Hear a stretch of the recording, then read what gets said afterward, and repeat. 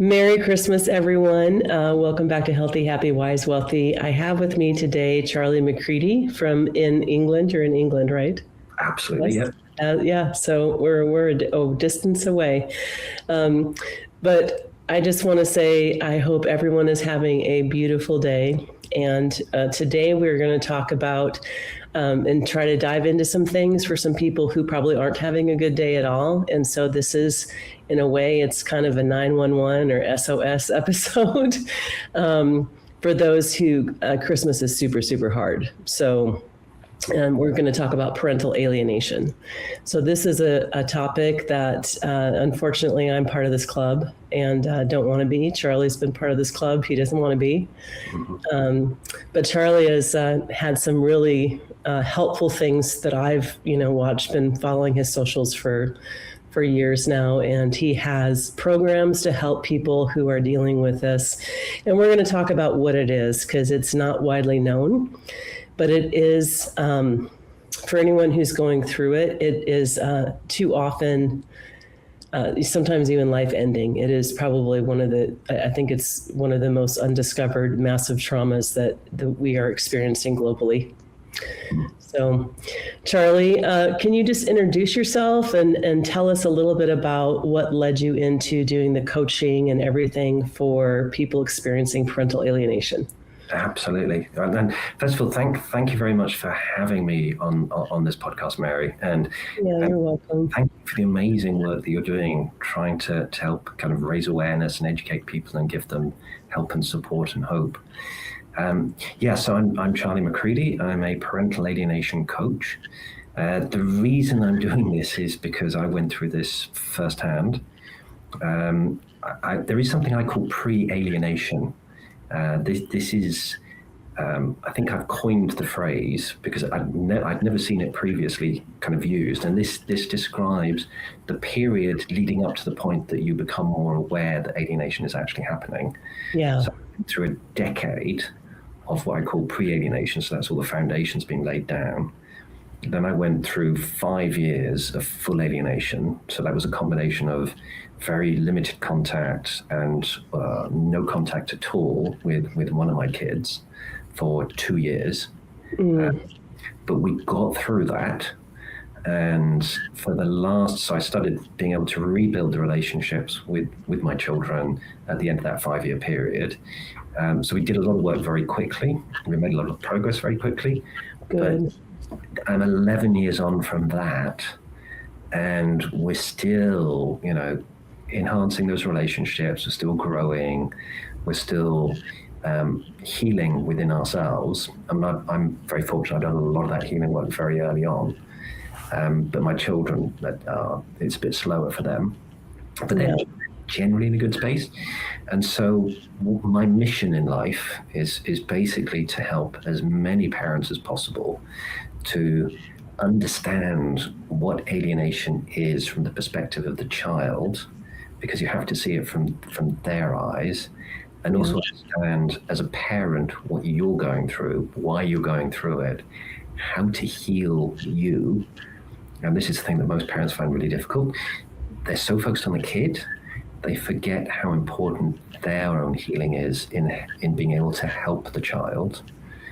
And then I also help them to understand the alienators themselves and the limited things that you can do to help kind of mitigate some of the things that the alienators do. Yeah. And also to bring back hope, because for most people, they will end up reuniting with their kid. And I know it seems like this will never happen and it seems so far away, but for most of us, we end up with a good outcome. It's just a rough ride to get there. Yeah. Well, hope is always helpful, I don't always know that I feel hope for sure. Well, I one of the biggest things that really helps parents is acceptance. And for me, acceptance, and I should caveat this by saying, the people around us, nobody understands alienation. And so when they tell you, oh, just get on with it, accept it, move on, they can take a running hike, a running jump. Yeah. They don't know what they're talking about. But for you and me, the people who have been through this, acceptance is all about healing within yourself. But when you attach hope, all you're doing is you're treating the alienation as a transitory phase in your life. So it's not a forever thing, which for most people it isn't. It's I'm only accepting that this is my reality right now, but I'm hoping, and I'm even better, I know within my heart that this is going to be better in the future and that I'm going to get through this. And that makes acceptance and healing so much easier to deal with. Yeah. So let's talk a little bit about like how some of the signs to look for. And I think, I know for me and what I hear from just here in the community from a lot of people, it happens during a divorce or a separation, is when like things are kind of like going along, but then the divorce, the kids become a bargaining chip, a way to hurt somebody. Absolutely. Well, I think maybe if I just preface that with parental alienation, as a term, many people will have come across a reluctance for this term to be used. There's a lot of groups who are saying that it's a pseudoscience, it doesn't exist. It absolutely does exist. It doesn't matter what you call it. I mean, parental alienation is just a name, a label that people put on it. But actually, it's a range of very distinct behaviors that are very recognizable, they're very measurable, and collectively they create the experience of parental alienation for the kid and the experience of parental alienation for us. But in a nutshell, it's where one parent is very intentionally seeking to damage the relationship between you and your children, which is different from estrangement. And people often use the word estrangement, very different. Estrangement is where you've done something that has damaged the relationship with the child. Mm-hmm. And in alienation, quite often we end up doing things that actually estranges our kids from us because we don't understand what's going on and how to deal with it. But for alienation itself, that's very much the other parent doing this to us. Yeah. So maybe if I go back to that pre-alienation. So yeah, pre-alienation. This is a new idea for me. What to look for. Yeah. So pre-alienation sometimes begins at like birth. So it can be really, really early on. So some of the alienating parents, so actually if I just take a backward step, the people who have a propensity to alienate are typically, they have some sort of mental health disorder. So cluster B, narcissism, bipolar, these are actually traumatized individuals who are, in their adult life, they're using coping mechanisms to protect themselves. And those coping mechanisms are coercion, lying, manipulation, deceit, delusionment. But they're all just ways of protecting themselves. So this kind of fits in with why they do what they do. So somebody who, the pre-alienation, so somebody who, for instance, is stopping the other parent from having a relationship with the baby, the child, the teen, quite often they're doing it because of their own insecurities and their own need for the relationship with the child, because it's something they didn't have themselves when they were growing up. Yeah. But we'll talk about safety as a concept as well, because I think that would be really helpful to frame alienation. But pre-alienation, you'll begin to see signs where often the alienating parent is being derogatory about us. They'll be presenting us as an inferior parent, a bad parent, a mean parent, an uncaring parent, an absent parent. They'll be stopping us from having an incompetent parent. Incompetent parent, yeah. So, but this stuff is really, really subtle, and most people confuse this with kind of a typical sort of thing in a relationship that you might expect, where one person is being a bit bullying and a bit derogatory at the other. Mm-hmm. But what's really going on is more subtle. It is this creation of the foundations that one parent is superior, one parent is to be trusted, one parent is going to be protecting that child. But often the alienator is also doing this from a place of fear, because the children know, if I don't go along with what that bullying parent is saying or doing, if I don't appease them, there are going to be consequences.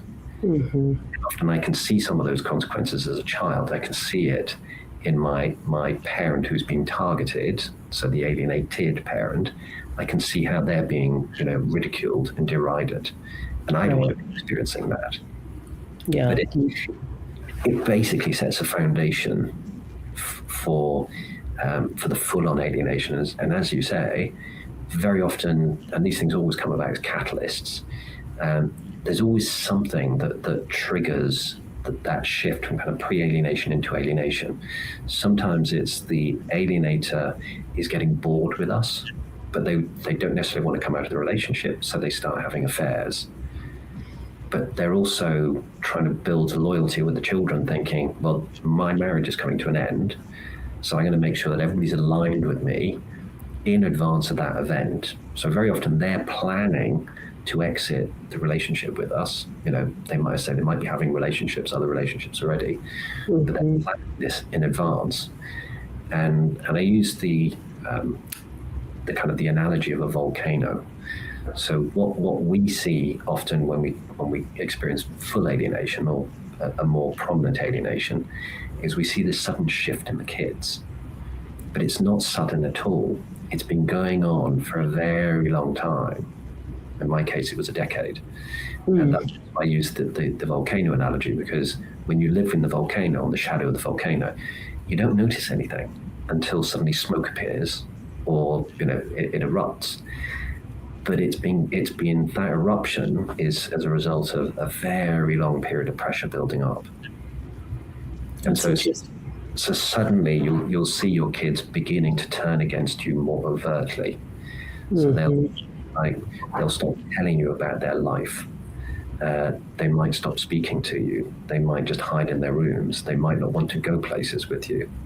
Especially when you come to that separation and divorce, just spending time with you is something that they're reluctant to do, because the alienator is putting so much pressure on them to not spend that time with you. Yeah. I feel like people have asked me over the years, like, what happened? And it's really hard to go, I don't know, because the chaos didn't happen in front of me. The storylines were not told. They were told outside of my presence. Yeah, behind your back. So you don't even know. Well, what did he say? I don't know what he said. It wasn't in front of me necessarily, Nobody will tell you. What's that? And nobody will tell you.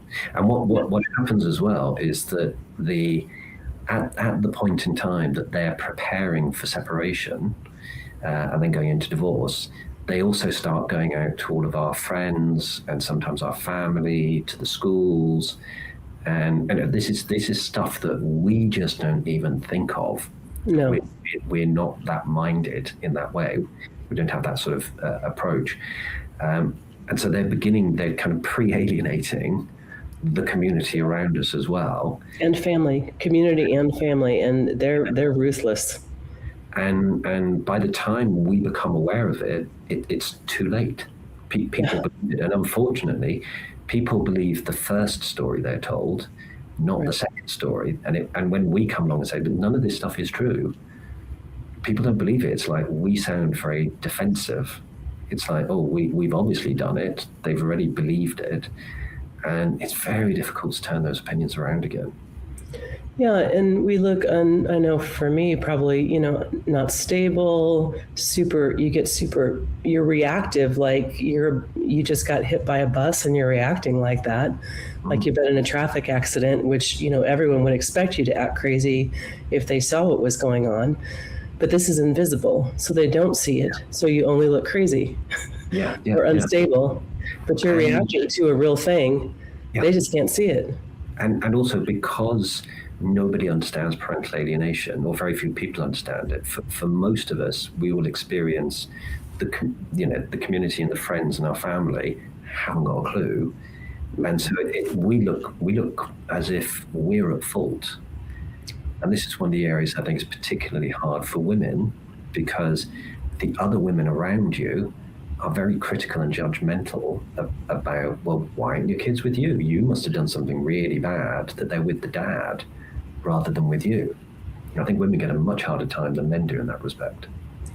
And luckily I didn't have that with women, thankfully. I mean, I did have some, there's a reason I'm still alive, and not, honestly, not everyone survives this. And that's part of the reason I'm like, man, I need to ask Charlie if he will come on and do this for Christmas, because if there's something I can do to reach out, my little part in it, to reach out to other people, I got to do it.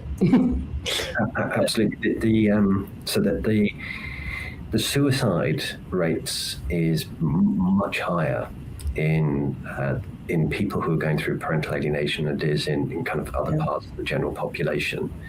And it's something like 23 or 25% of people who go through alienation have suicide ideation, so they consider suicide as an option. And I would say to everybody in that position, please don't. Please don't. However hard it seems right now, you are going to get through it. And anything that you do to yourself, think about your kids. Don't just think about you. Think about what you're taking away from your children. And also, you're doing the alienator's job for them if you do anything like that. Can I just expand on that as well? Because for parents who are going through alienation, we tend to go through 9 big emotions. So the first one is grief. So we're missing the children in our life, and it's a grief which is it's a grief of the things we've already lost, the time we've already lost. It's the time we're currently missing. But then it's a future grief, because we're also grieving for the time that we think we might lose in the future. And it's like a living bereavement for us. Yes. So we have this great sense of grief. Then most of the people who go through alienation tend to be quite empathetic by nature. So we think in completely different ways to the alienator. That makes us very guilty. And because we're empathetic by nature, we're very self-critical. So we beat ourselves up about, did I do enough? Should I be doing more? What else can I do in the future? But we're giving ourselves a really hard time. Then the next one is that we feel very isolated, because the people around us just don't understand any of this, as we were saying before. And we get all that criticism from the people around us as well, which is where the shame comes from, which is the fourth thing. Then there's powerlessness, because anybody who's dealt with a narcissist, they're very uncompromising people. They're adamant to hurt us. Anything that we do to try and rebuild the relationship with the kids or help the kids will be used against us. So it's like, if you give the kid a present, you're bribing them. If you don't give the kid a present, you're abandoning them. Right. Then the next one is injustice.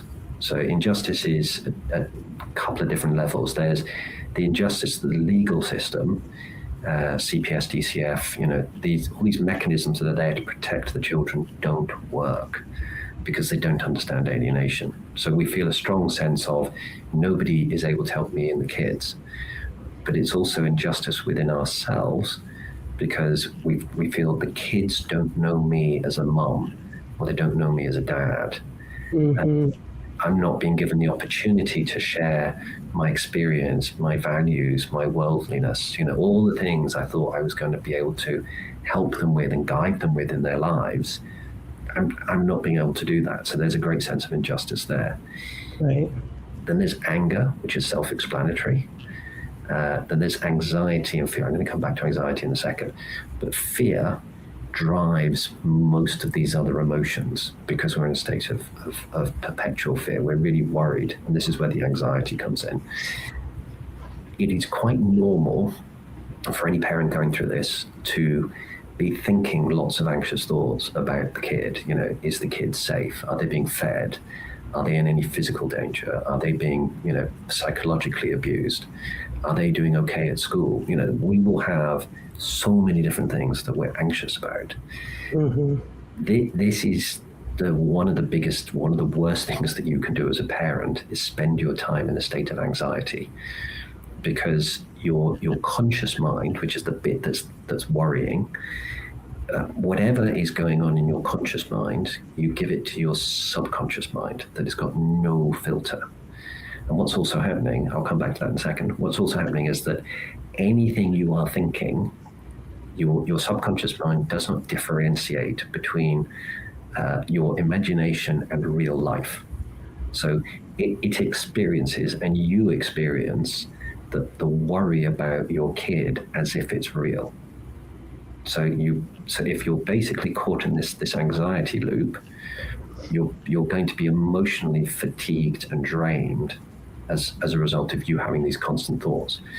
So your conscious mind has a thought of grief or guilt or shame or isolation.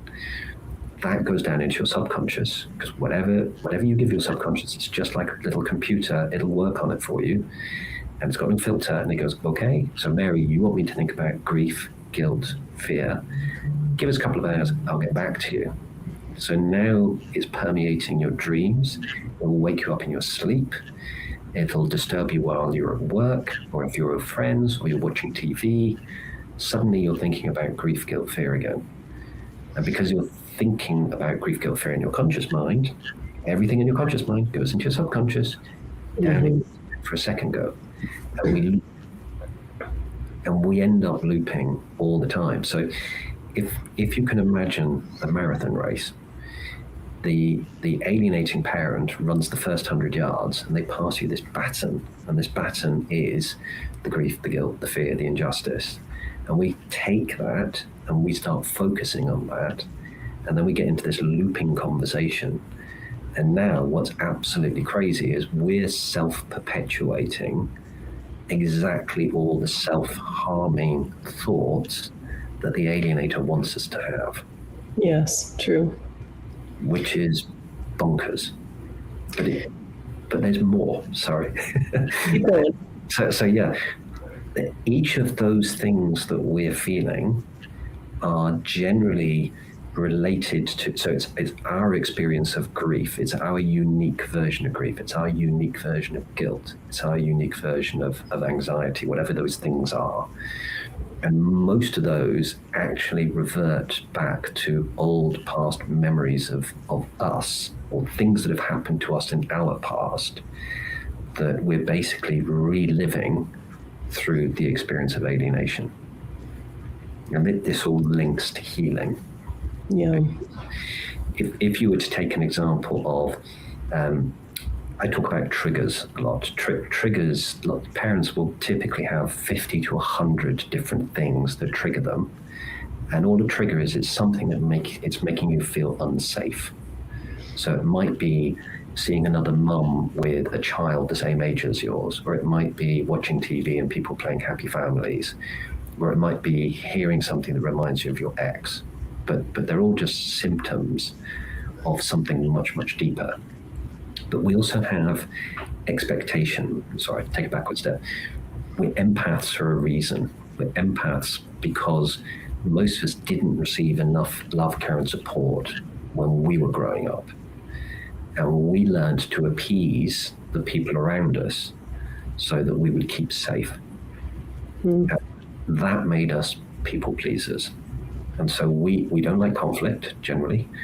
And we're always trying to fix the people around us and the situations around us. You know, this is why when there's excess work and excess stuff to do at work, we're always the people who stick our hand up and say, I'll fix it. Or you see a friend who's going through a hard time, I'll fix it. We meet narcissists, we get married to them, I'll fix it. We're always fixing stuff because that's our defense mechanism. And then if we think about us as a parent, we look back to our childhood again and we say, what was the stuff that was good? What was the stuff that wasn't good?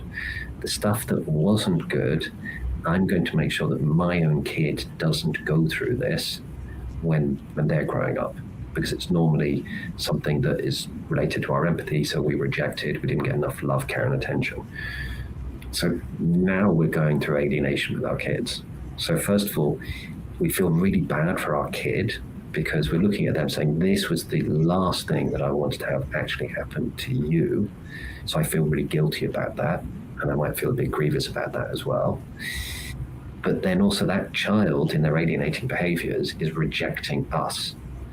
And now we're feeling rejected, which takes us back to our old childhood memories ourselves of the parents who were rejecting us. But we're not aware of that because it's all at a very subconscious level. But we feel massively threatened. And in those situations where a child is rejecting us, they need us to be the strong, resilient, loving parent, not the parent who's focused on their own issues of rejection and are caught up in the things that trigger us and make us feel unsafe. This is why I was saying at the very beginning, parents don't recognize the importance of their own healing when it comes to supporting their children. Yeah, that's all really good. And this is part of, like, you have a 9-step program, right? Did you get to the last one, or did I cut you off? No. Those were the 9 things. Yeah. So the 9-step program is designed to take parents through what is actually quite a simple process to help them to reconnect with their kids. So I start by saying, well, there is an emotional journey that is parental alienation. It looks a lot like bereavement because it has the same sorts of phases. So I start by asking parents, where are you at the moment? And then we begin looking at what are all the things that are blocking you from moving forwards on that emotional journey. So it might be you don't want to accept what's happening to your kids right now because that's just too painful for you. What are the triggers? So what are the things that upset you, because that moves you backwards on that emotional journey? And then what are your expectation gaps? And basically the expectation gaps, when our kids are born, we create all these ideas about what their life is going to be like through to their mid-20s, mid-30s a lot of the time. You know, we've mapped out, you know, their first time they're going to be walking, first schools, proms, college, you know, graduation, all that stuff. But in our subconscious, we often don't move on in terms of aligning the reality of what's really going on with those expectations. So if we'd expected that we were going to be, helping our kids with their prom, and we're not involved, that's going to give us pain. Right. Because our expectations and reality are now out of sync.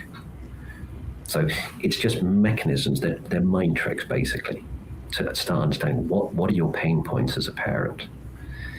And I focus a lot of those 9 steps is actually on understanding what are your pain points and how do we help you to move past them and heal them.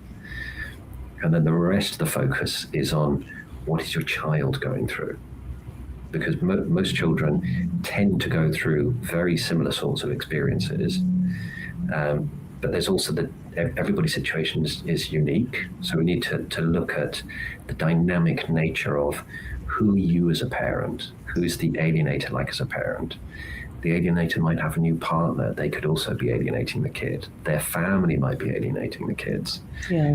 Kids might be alienating the kids. What is the experience that each of the children is having? Because they have very different experiences. Yes. What's the nature of the child? Some children are more resilient, some children are less resilient. So you really have to start looking at the experience the child is going through and be able to almost like map it out over a period of time. We'll say, this is what they're going through now. So some people, it'll be that they're maybe at an early stage of parental alienation. So they're preparing for what else, how might it get worse? What can I do that's going to help stop that getting worse? Other people might be in the thick of it, where it's like, okay, well, I'm more about the healing stage with my kid. But in all instances, it's constantly evolving. It's constantly changing. So we have to look at ourselves as a parent and as a person and say, my personal healing, there are things that I need to address, so I can go off and do that. And then there's my parenting, which is where I'm going to have to constantly evolve and change according to where my kid is at. So you're almost like a split identity of your parent and person at the same time. Yeah. But Well, I think it is very helpful, to have someone, because, usually you do seek out some kind of help. Hopefully people do. Yeah. I think the biggest problem is not enough parents actually do. They try to self-help. They buy books. There's great books out there, but the books tend to focus on they'll look at narcissism. There's tons of stuff on narcissism, and anybody listening to us who doesn't understand narcissism, go check that out straight away. Learn about it. Right. It's like the rule book of how a narcissist is going to operate, and be invaluable to you. But also layering on top of that the dynamics of the person who is the narcissist. So, all of our exes, they've got their old histories. They've had trauma in their life. So which is the thing that caused the narcissism. So understand what are their particular pain points and sensitivities so that you can avoid angering that individual, because if they get angry, they're going to hurt you. And they've got 5 key triggers, by the way. They all have the same 5 key triggers. The first one is when you separate, they feel that, up until that point in time, there's been a degree of loyalty towards you because their interests have an element of alignment. But when you do separate, and also they've seen you as an emotional crutch, they no longer have any loyalty to you. So this is why you see a huge shift in the way that they start alienating the kids when you separate. And also, the thing that alienators like the least is when they don't have control. So when they separate from you, they don't have control of you anymore. So they try to control you through the alienation. The second one, anything to do with court. And this is a control thing again, because they find it very difficult to influence judges. I mean, they'll do everything they can, and we've seen them in action. But what they can't control, their go-to response is, well, if I'm in pain, I'm going to make you hurt. So they ramp up the alienation. Yeah. Third one, money. Anything to do with money. So as empaths, we're all about relationships with our kids. That's the most important thing in the world for us. Money secondary. Yeah. Then is it money, physical stuff, houses, property, clothes, cars, furniture. They always want the house. They always want to keep everything and basically cut out a little thing that's called us and put that to one side and say, I want to keep the kids, I want to keep the house, I want to keep the money, I want to keep everything. But you can go somewhere else. Fourth, and again, if anything that threatens their money, they'll ramp up the alienation. Fourth one is when you start having a good relationship with your kid, this is going against what they want. So they'll ramp up the alienation to try and undermine the progress that you're making. So it'll be one step forward, one step back, one step forward, one step back. And for a lot of parents, you get stuck in that routine for years. But hopefully at some point, and most of us do have this experience, you start making progress when the kids become more independent. And then the last one, which many people, depending on where they are in the process, when we go off and we enter into a new relationship ourselves, that can be very threatening to the alienator. Now, for women alienators, this is even more threatening than for male alienators. The women alienators tend to see another mother coming into the lives of their children as being something that's deeply concerning for them, because that other woman might develop a good relationship with the child, and it's not their biological child. But equally for many of us, male partners that come into the scene, where there are male alienators and the woman has a new male husband, the males are very concerned that this might be a new father figure. So what they tend to do is they try to destabilize our relationships. So they often create friction by villainizing the person that we're seeing to make them out to be a bad person. Anything associated with us is always bad, but they'll villainize that person, or they'll try and do things like create a like blackmail, you have to pick, or they'll get us as the alienated parent, we have to pick our child or our partner. We're not allowed to have both. Really nasty what the stuff that they do. Oh, yeah. And it just can rain nothing but hell all over your life everywhere you turn. Yeah. And this, so just back to that point of why it's really important people go and get help. So you can get books on narcissism, you can get books on alienation. I would read all these things as well. You can also get some really helpful materials and support for your own healing. But what most people are not so good at is weaving it all together and understanding the dynamics of how the narcissists are interplaying with your kids and how that interaction is affecting your relationship with the kids and how you feel and how you experience that relationship with the kids. And so that's really where people like myself step in, because we understand all those dynamics and we can help you to understand, why am I going through what I'm going through and how can I experience that very differently? It's very, to a large degree, it's a very mindset thing. How do I really help my kids and how can I help mitigate the damage that is being done by the alienator? Yeah. And then there's so many things that can come into play with society, really can side with the alienator, and they seem to, this is just society. It seems like whoever has the power hold, which likely it can be money, or it can be they're a good storyteller. It can be either one, but they tend to be the one to win in the social circle, in the in the court system. There's too much of that also, and some of that can get really dangerous. And I do think of and I'm not speaking of my own experience in this, because it's, first of all, it would be hard to really speak of your own experience specifically with this kind of situation. But you hear stories, and they're horrifying to me. But of a woman who is, being physically abused, financially abused, she can't work, and maybe there's even the kids are being physically or sexually harmed by the partner, and then the alienation starts.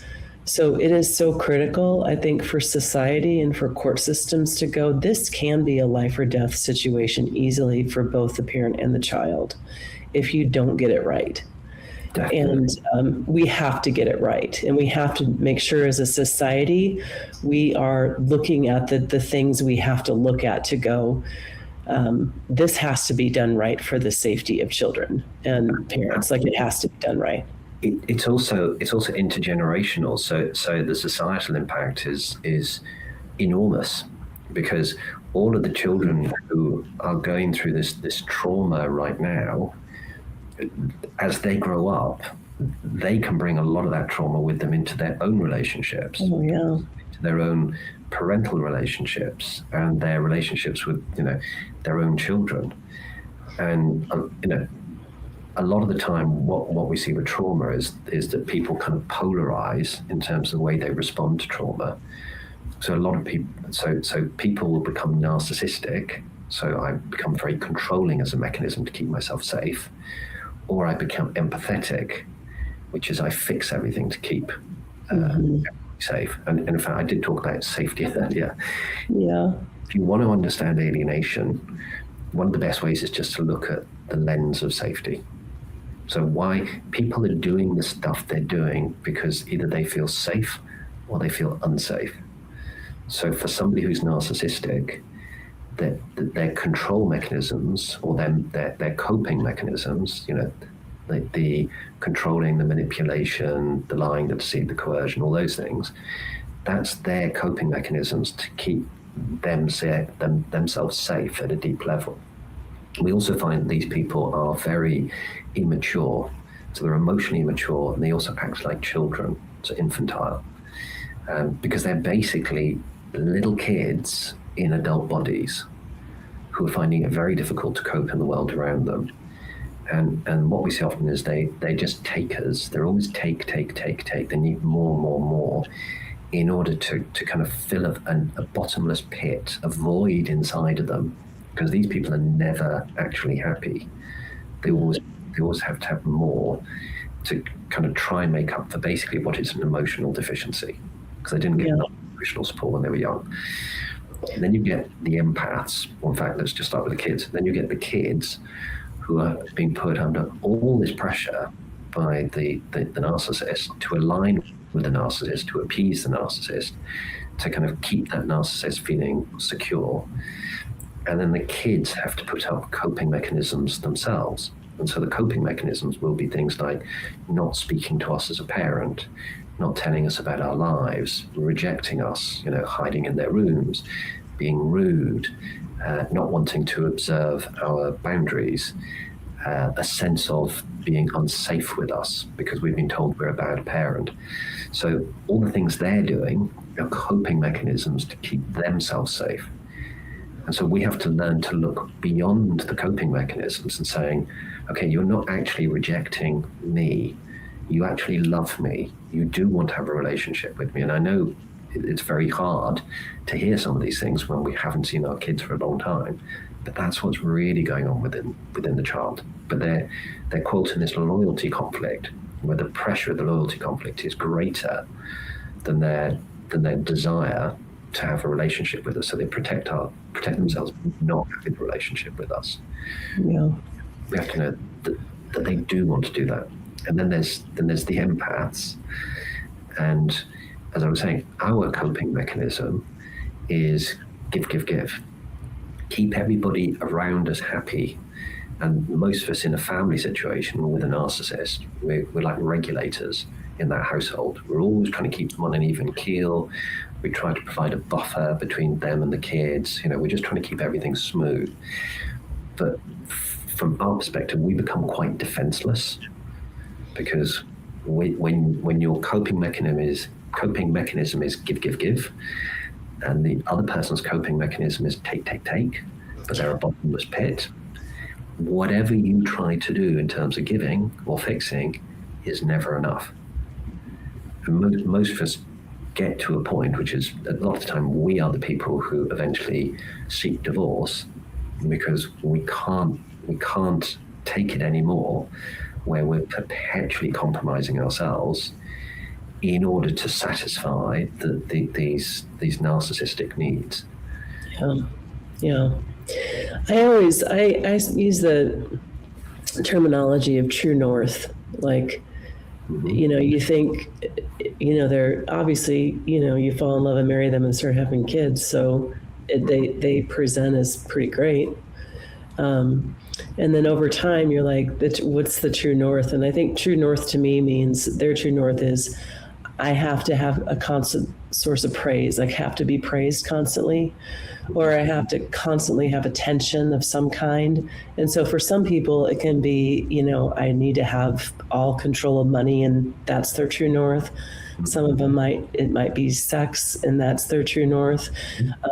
But they have a true north that is somehow centered around attention on them, it coming to them, and controlling their circumstances and people around them to get that true north met. Yeah, I think that's a really good way of putting it. Yeah. So, and until you understand what their once you understand what the true north is, all the pieces, it goes, oh, that all makes sense then. That's why they make that decision. Yeah.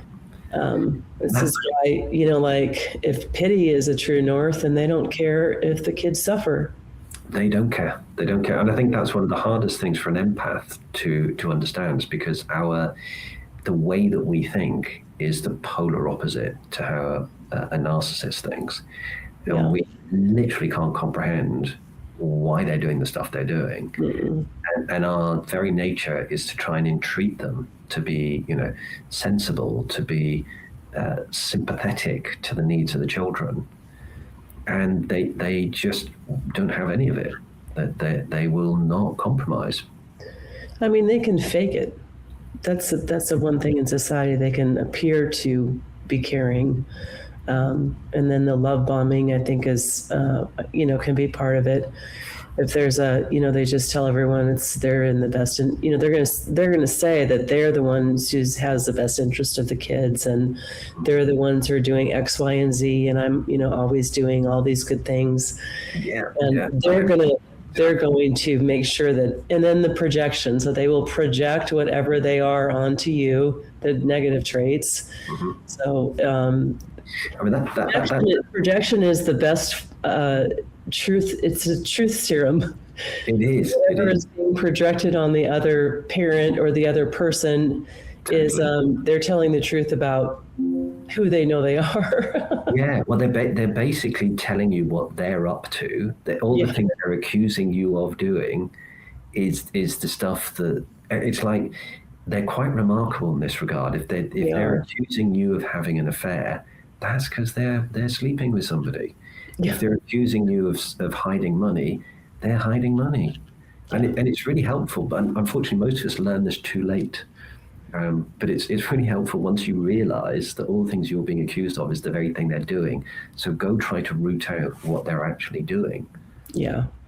Because they are telling you. That is, I don't know what in psychology that is, but anyone who's hiding is going to be projecting what they're doing onto you.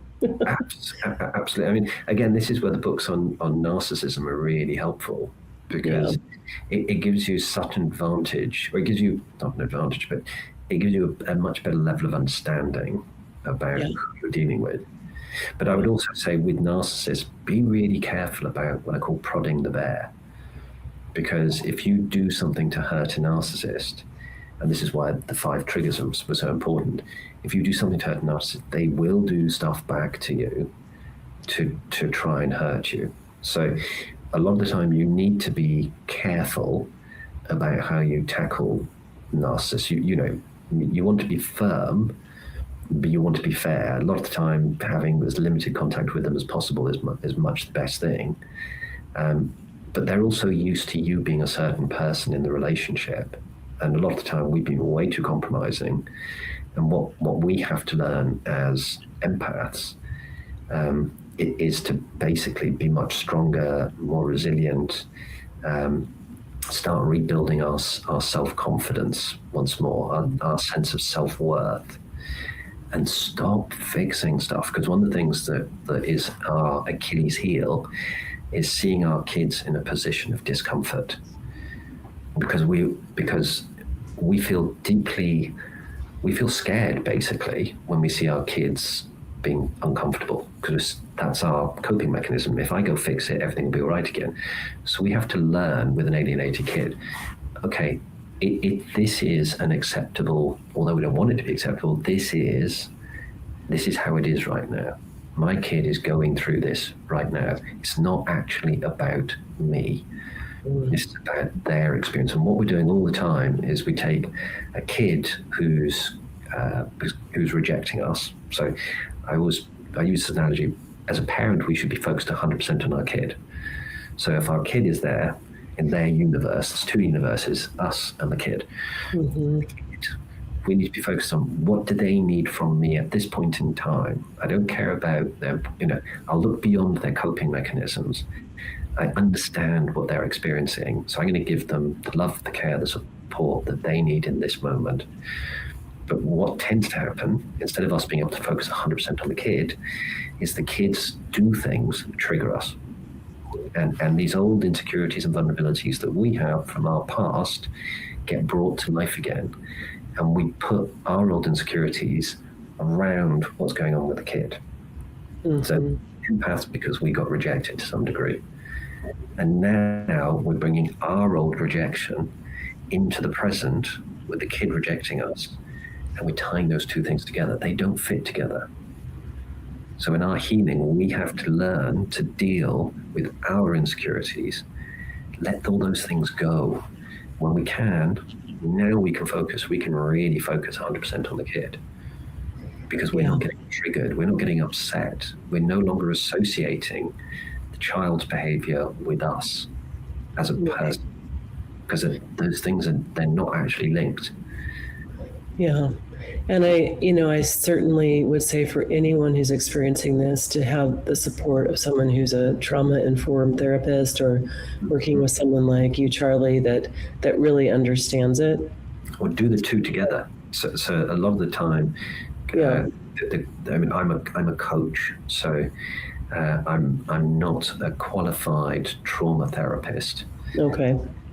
And I specifically didn't go off to qualify as a psychologist because the bit that I was most interested in is not recognized by the psychologists, which is parental alienation. So I've read tons of stuff and very qualified without the letters.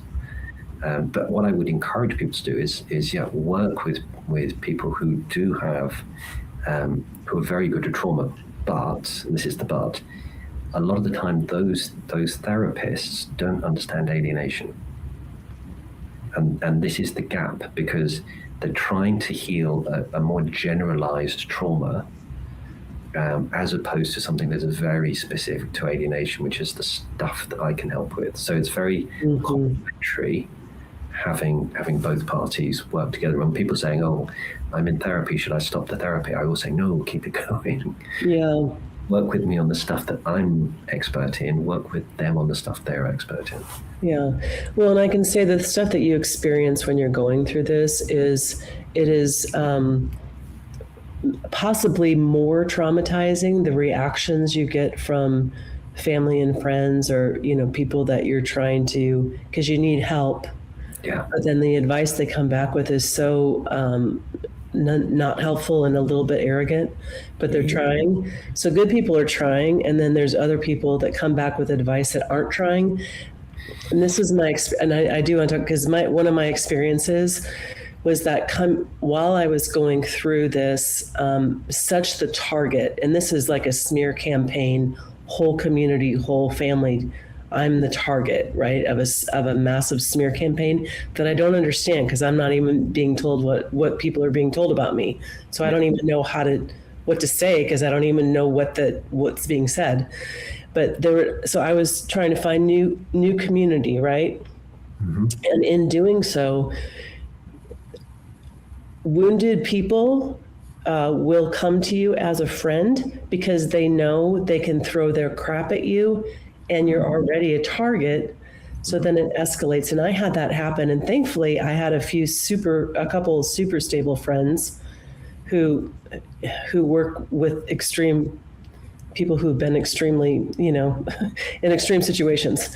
One prosecutes murders, for example. So wow. Okay. And another one has lived through the stuff that is unimaginable. So I had two people really who did understand trauma, even though they didn't understand this, you need to stop collecting these people that are hurting you. But there is something in that energy where it just seems like you're bleeding in the water and you're looking for help, and people, sharks who look like good people are coming. They all come out. Yeah, and it's interesting to me because I'd never had that experience. That was the only time in my life where I was the bleeding person in the water with sharks swimming around me. Was at that point, right? Super post-divorce. It's really interesting as well, because and I think everything that you said is a really good point for parents to be aware of. I also think that a lot of people do try to be supportive, but they're coming at it from the lens of their own experience, normal family life. So it's a bit like somebody from, Earth trying to give somebody on Mars advice on how to live on Mars, because, well, it must be the same on Mars as it is on Earth. It's like, no, it's completely different. So they're well-intentioned, but also what happens is that this is where bereavement comes back in. I use that as an example. When somebody close to us suffers, if somebody close to us dies, the world around us and our family understands what we're going through. They know how to support us. They know when to support us, what to do, and how to be helpful. Alienation is the opposite, polar opposite of bereavement, insofar as nobody understands what you're going through. Instead of having a community of support around you, you're very isolated. And it gets worse, because you then have to become the person that helps your children to heal. You have to be the person that helps your own family to heal. You have to be the person that helps your partner to heal. And so you have to be so resilient as a person and as a parent. While under attack. Yeah, while under attack from all these people. And it's a really, it's a tough gig. It's probably the toughest thing that any of us will go through. But there is a plus there's a couple of pluses from all of this. One of them is if you do the sort of things that I would advocate in other people who have the same sort of opinion that I have, you become really resilient. You become far stronger as a result of this experience than when you went into it. And that helps you as a person. It will literally transform your life if you do the things that will be beneficial for you in your healing process. So that you come out of this better off than when you went in, and hopefully you'll have your kids back as well. But within yourself, you're now very different. And the other thing that it teaches you is love at a completely different level, because love is something that when you're in a normal family situation, it's really easy to love the kids, because, well, even when they're teenagers, it's still pretty easy to love them. But that nobody's in this like very conflictual position. You have a child that's rejecting you. Learning to love a child that is pushing you away all the time is really hard. And something that we spoke briefly about before, which we have experience of, is going no contact with a child where you are the person who initiates that. Because, and that's something I had to do with one of my kids, because I could see the damage that was being done to our relationship, and how difficult it was for her to spend time with me. And so I decided I literally said to her, okay, we're going to take a holiday, is how I framed it. We're going to take a holiday from each other. We're just going to have some space, some time between us, and just give ourselves an opportunity to kind of heal a little bit before we're back in each other's lives. I had no idea how long that period was going to last. That was 2 years before we started having contact again. That was done from a place of love, not fear. And so we learned this whole new dimension of love. And the other thing that we learned at a whole new dimension is compassion. Compassion for our child, empathy for our child. To be able to not look at the behaviors they're exhibiting, but to understand you're only doing this because you're keeping safe. So I'm going to give you that compassion. I'm going to give you that love. I'm going to give you that support because I recognize what you're going through. That's ultimately how we win the kids back, is through that love and compassion. And I think the hardest part about that is that I guess maybe it would be like a Stockholm syndrome or something like that, is that you can experience, well, there's more than one hard part about that, but you can experience like the abuse of, an ex through the kids. All of a sudden they're just saying exactly what you were trying to escape. Yeah. I think that's definitely one. Their mouth, and that's a surreal experience.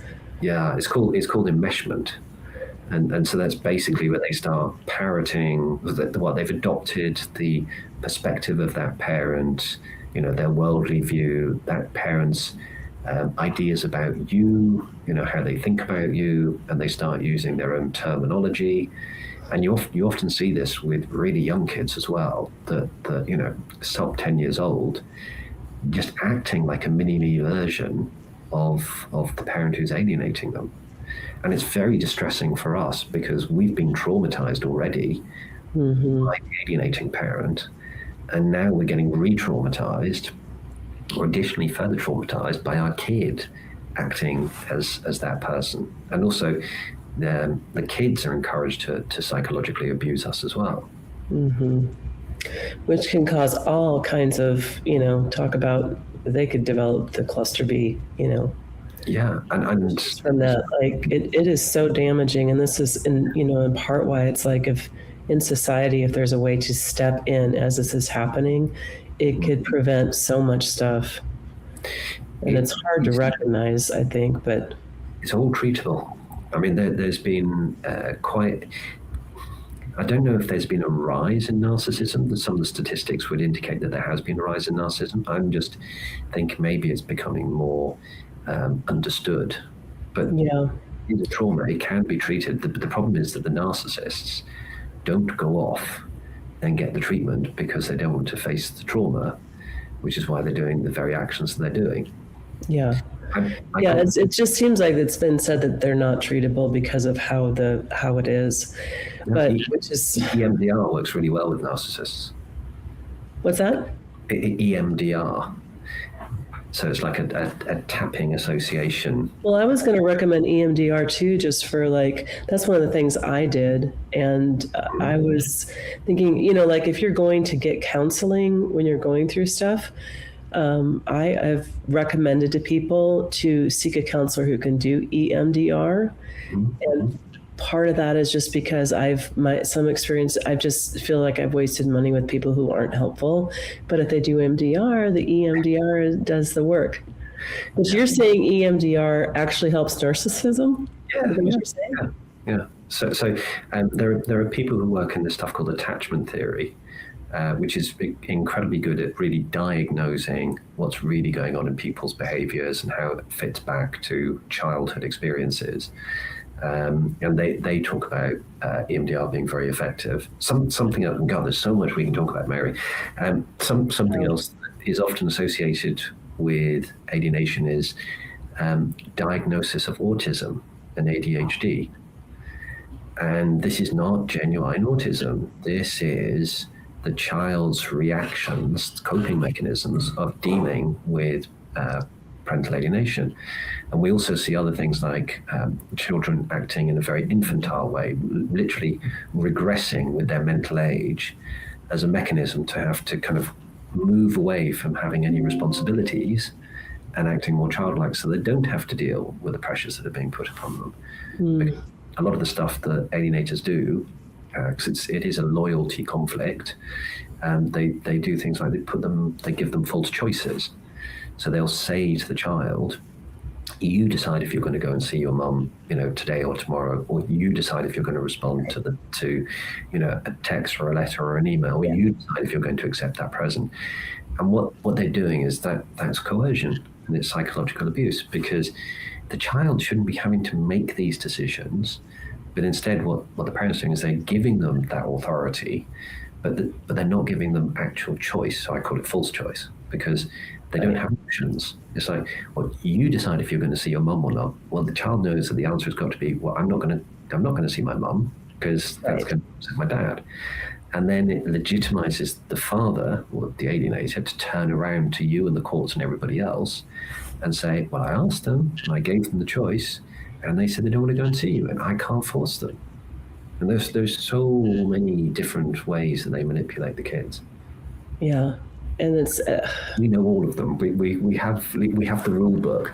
We can walk. I can literally walk a parent through all the things an alienator will try, and you can do that works to help to kind of get your child back, and also the things that doesn't work, because we make lots of mistakes. There's loads of bear traps out there, and it's very counterintuitive. Yeah, and everyone, I don't know that there is a lot of great options, it seems like, from what I was discovered in. But my situation isn't everyone's situation, of course, but it just didn't seem like there was a good option. And in part it's because no matter what you do, there's going to be something said negative. Yeah. So if I need space, so you give them space, then then you don't care about them and you don't love them. If you're trying to be in communication and trying to call every day or text every day, then you're desperate and just don't accept boundaries. Yeah. So no matter what you do, they will frame it in a way where you're a bad person, Yeah. and you're the controlling person. Yeah, you segued beautifully into counterintuitive and bear traps, because that's a really good example. When we're experiencing alienation and our child is beginning to reject us, our fear kicks in because we're thinking, oh, I'm losing the relationship with my child. So what do? So we inundate them with telephone calls, with text messages, with emails. And the kid is withdrawing because of the pressure being put on them in this loyalty conflict to not have the contact with you. So this is where you can actually end up estranging your kid, because sending too many text messages, and we often say things like, I miss you. Well, I miss you guilt trips the kids. I love you is fine, but I'm always advocating to parents, dial down the amount of communication that you're sending off to your kid, because you're actually pushing them away from you. And it's counterintuitive, because you think, no, I must increase the level of communication. No, it doesn't work that way. When you decrease the level of communication, the message you're giving to the kid is, I love you. I'm there for you. My door is always open for you. You don't have to say those words. They'll know that from the communication. But also, if you send, if you're no communication with your kid, texting them once a week or once every 2 weeks is sufficient. It lets them know you're still there. They're no contact with you because they feel they can't have the relationship with you right now. So if you text them every day, they're going to block you, because they think, I can't cope with this person. I can't cope with the pressure they're putting me under. They don't understand my position, because we're not looking at their position. Well, we haven't experienced it. So, I mean, I haven't. So, yeah. I mean, it's surreal. Like, at the time, I hadn't known anyone who'd experienced it. I didn't even know what was happening. I couldn't have known that this was a thing that existed. Yeah. And again, I think most people come into parental alienation, they have no idea they're experiencing it. There isn't education and awareness out there. You stumble across it in most instances, and you suddenly go, oh wow, so this is the thing I've been going through. This is real. There's 22 million people in the US alone affected by this. That's the kids, the parents, the families.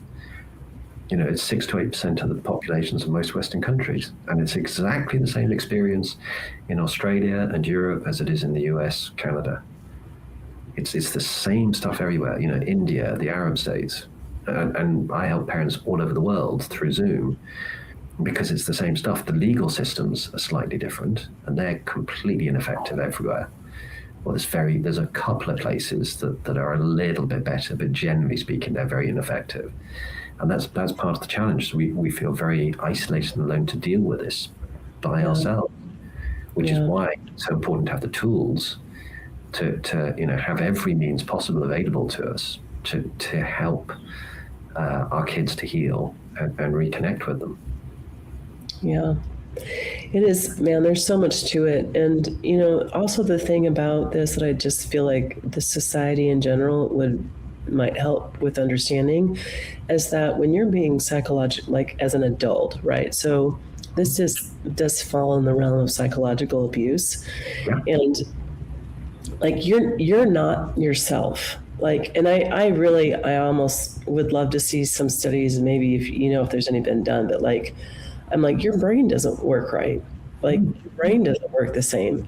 You can't, it's like it's like the way I took care of things prior to this, I feel like I'm still trying to find my way back to where my brain can manage some of the things in my life that I easily managed before.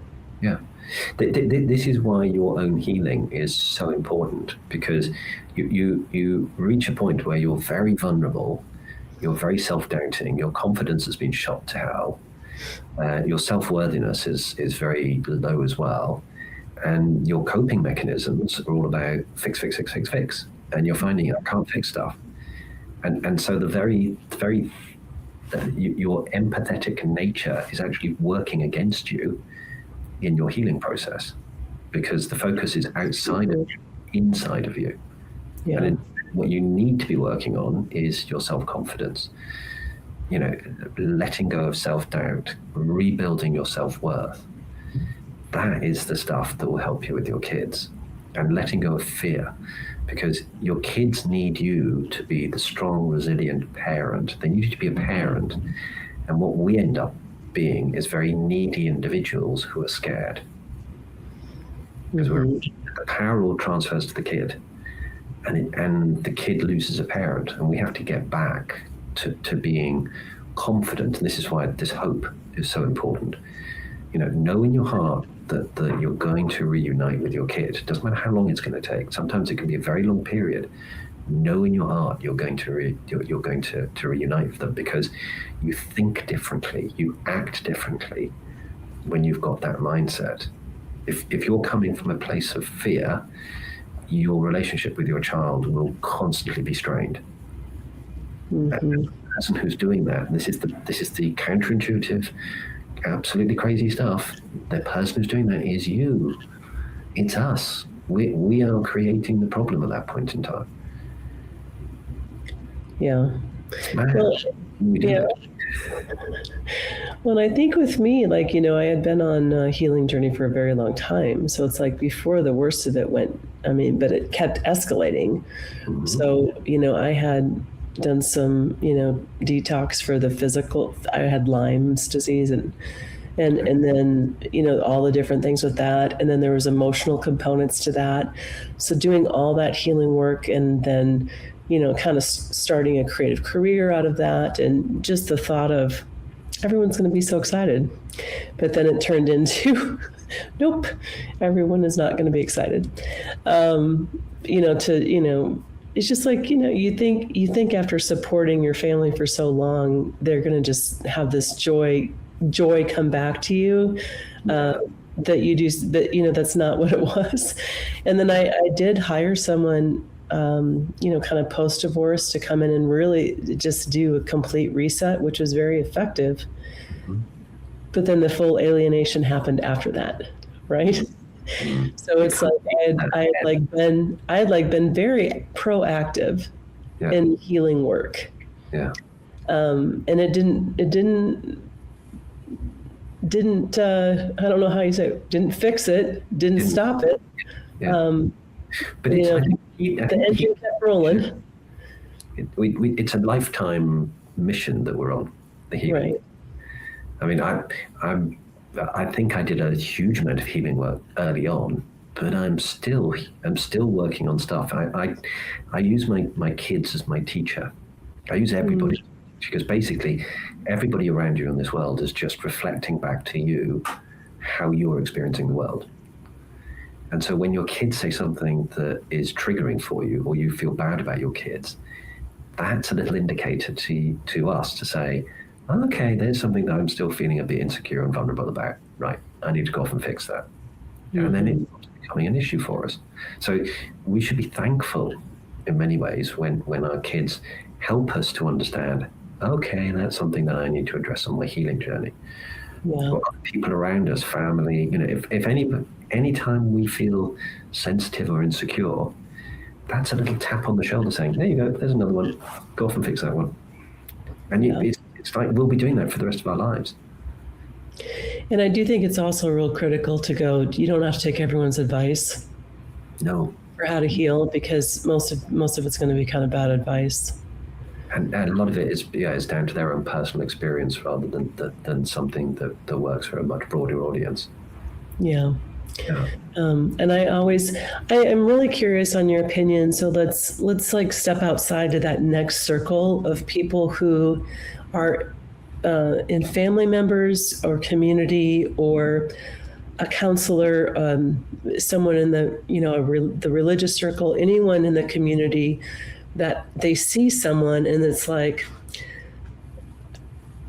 what are the signs they look for and how might they step in to help? And as an example, I would go back and say, before I knew what alienation was, I had an experience where I was at my kid's school and a dad and his new wife or girlfriend or something just approached me. I never talked to them before, but they said, yeah, we're these kids' parents, and just lit into the mom. Now I knew the mom.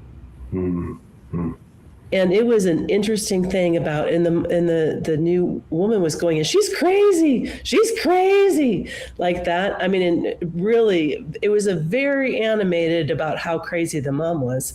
And I didn't know any of the terminology, anything, but I'm like, this doesn't feel good. Like, I don't like them. And then I went to the mom afterwards and I said, like, what's going on? And she was just puny, just emotionally, physically, then even puny. And it's like, he won't stop with, the lawsuits. And I think I'm going to lose him because I don't have the money to keep fighting the lawsuits for financial bullying. Yeah. So the financial thing there.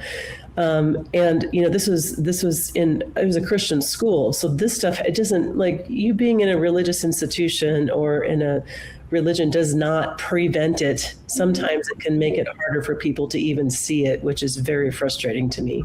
Yeah, that happens all the time. Again, it's the lens that people see through, that they then give advice. Right. I will need to disappear in a couple of minutes. I have another call. Okay. On the hour. I'm really sorry. The time passes incredibly quickly when we're talking about this. Fast. Should we just very quickly, in the 2 minutes available, just talk about Christmas?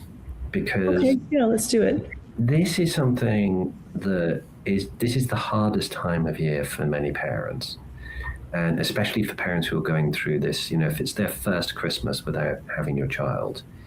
And I would strongly advocate, please do not spend Christmas by yourself. Make sure that you're with family, that you're with friends, you're with other people. Keep yourself occupied, and try to remember that yes, this is not how you want it to be, but this is one Christmas closer to being with your kids again.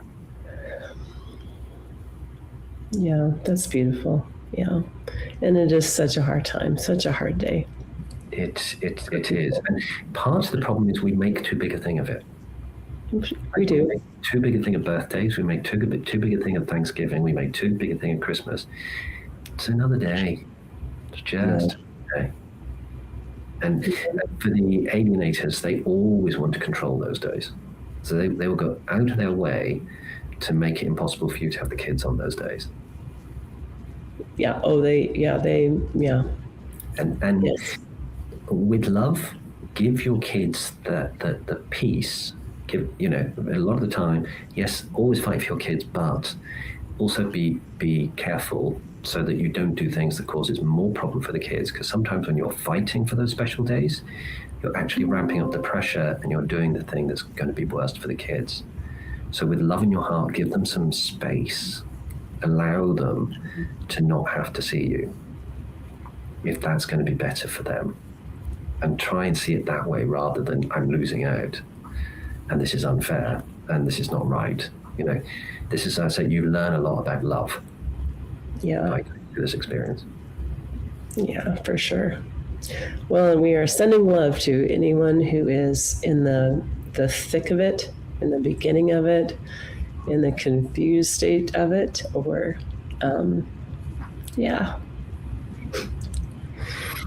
But Mary, I'd love to come back and do more with you in the future. It's great.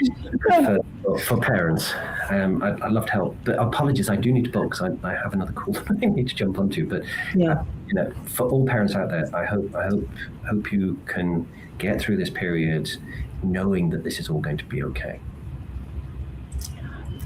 Thank you, Charlie. I appreciate you so much for coming on, and Merry Christmas to you and your family, and to all of your clients.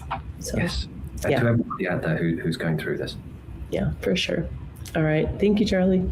Okay. Thank you, Mary. Yep. I want to thank Charlie for coming on. Thank you so much, Charlie. And since I was like, I started losing it a little bit, this is a very personal podcast. I do want to say for people who you have these people in your life who are going through something you don't understand, you haven't had that experience, whether it's this topic of parental alienation or something else. I know my experience has been, it is very hard to get advice. It's just not helpful. And usually people, you just see the world through the lens of what you've experienced. So if you have if you have specifically experienced something that person is going through, and you have some things in a compassionate, understanding way to share, that's when you share. If you have not lived through it, don't give advice.